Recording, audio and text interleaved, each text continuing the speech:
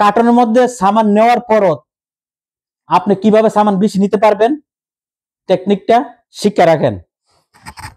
এই যে আমার সামনে তিনটা, একটা ট্রলি ব্যাগ দেখতেছেন, একটা কার্টন, একটা ব্যাগ দেখতে পাচ্ছেন। এটার মধ্যে ৫৫০ কিলো সামান আছে। ৫৫০ কিলো সামানের পরও আরো ৩ থেকে ৪ কিলো সামান নিয়ে যাইতেছে। কিভাবে নিয়ে যাইতেছে আপনাদেরকে দেখাইতেছে। এটা তো দেখতেছে, এটা হলো ৫ ফুটের ব্যাগ।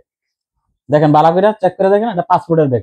এই 5 ফুটের ব্যাগে আপনি আরো 3 থেকে 4 কিলো সামান বেশি নিতে পারবেন। এটার মধ্যে যত সামান নেন এয়ারপোর্টে আপনারা ধরবো না, জিজ্ঞাসা করবো না। এটা আপনার সাথে চ্যালেঞ্জ, কোনোদিনও আপনার এটা জিজ্ঞাসা করবো না বা এটা ওজনও দিব না। দেখেন এটার মধ্যে কি কি ঢুকাইছে, 5 ফুট ছাড়াও। এই দেখেন, দেখতেছেন চকলেটের বান্ডেল বান্ডেল ঢুকাইছে। এটার ওজন বর্তমানে 3 থেকে, এটা মাঝারি ধরনের 5 ফুট ব্যাগ। 5 ফুট ব্যাগটা আর একটু বড় কিনলে ভালো হয়, তারা বেশি সামান। আপনি যদি এই কার্টনের ভিতরে সামান 1 থেকে 2 কিলো বেশি হোক, তাই কি করে টাকা পে করা লাগে। 1 কিলো সামানের জন্য মানে 150 দিরহাম পে করা লাগে। আর এটার ভিতরে যদি 3-4 কিলো নিয়ে যান, অনায়াসে নিয়ে যেতে পারবেন। টাকা পয়সা কোনো কিছু পে করতে হবে না, না জবাব দিয়ে কারো কাছে করতে হবে।